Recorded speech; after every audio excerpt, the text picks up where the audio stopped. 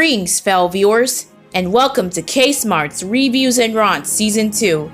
Today's review I'm doing is what I mentioned last week, Beauty and the Beast, the remake version. I gotta admit, the remake was good, but I don't know why people hate this remake of Beauty and the Beast.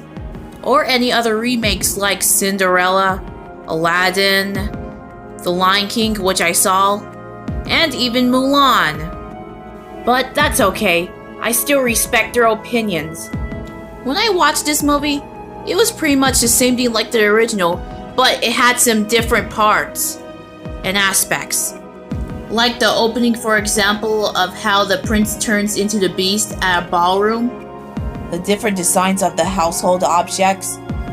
I remember, after the scene where the beast saves Belle from the wolves, Belle is doing the best she can to tend to the injured beast after fighting the wolves. The beast was still selfish, and Belle should tell him he needs to learn to control his temper. Yeah, you're right, Belle. He needs to learn to control his temper sometimes. Can't say for sure that he is a hothead, of course. Also, there are some songs I never heard of, like the song Evermore. I love that song to death. And the Beast is a good singer.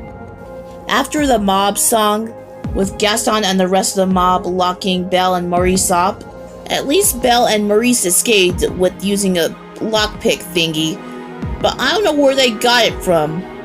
If Chip was there, he would have let them out anyway. But it shows that Chip was at the castle helping everyone fight the mob. Not to mention, Gaston's sidekick, LeFou. I gotta say, he's a funny character in the original and the remake. During the fight scene at the castle when Mrs. Potts splashes some of the mob, LeFou saves her before she shatters and tells her that, well, I used to be on Gaston's side, but we're so in a bad place right now. Then Mrs. Potts responded, "You're too good for him anyway." I agree, Mrs. Potts. LeFou is better off without Gaston. When LeFou was begging for help after he got crushed by a piano.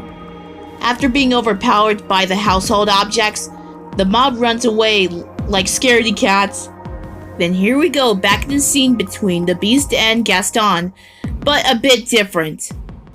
Belle arrives, stopping Gaston from killing the Beast using his gun. Gaston says to Belle that, "When we return to the village, you will marry me, and the Beast's head will hang on our wall." "I don't think so, Gaston. Your head will hang on a wall." After being grabbed by the Beast, Gaston begs for mercy that he doesn't want to die. Then the Beast lets him go calmly and tells him to get out. Finally, the Beast and Belle are connected together, and the Beast is still okay, until Gaston sneakily shoots the Beast. The walkway collapses in pieces and Gaston falls to his death. The Beast lies on the ground and tells Belle that, "You came back." Belle responded she came back and will never leave the Beast again. Then sadly, the Beast dies in her arms. Back at the scene of the household items, all of them turn into normal household items, and their facial features or whatever features they have is removed too.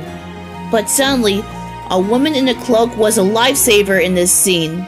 When she places her hand on a jar, making the rose petals whirl around in air, the light shines on the Beast and turns him back to normal, also makes him back alive. Yay! Also, the household items are back to humans once again.